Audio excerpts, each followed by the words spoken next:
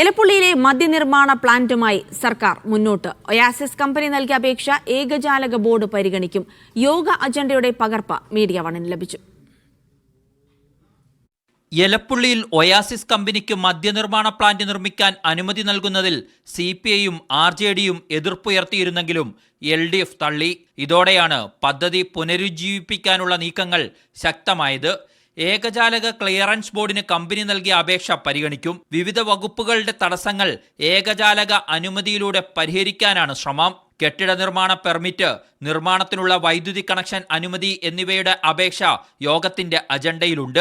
5.89 acre കൃഷിഭൂമിയാണ് തരം മാറ്റേണ്ടത്. ഇതിൽ മഴവെള്ള സംഭരണി നിർമ്മിക്കുമെന്നാണ് ഒയാസിസിന്റെ അപേക്ഷയിലുള്ളത്.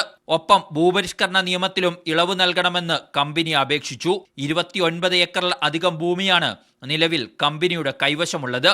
റവന്യൂ, കൃഷി വകുപ്പുകളുടെ എതിർപ്പ് നിൽക്കുമ്പോഴാണ് വ്യവസായ വകുപ്പിന്റെ നീക്കം. Media one, Thiruvananthapuram.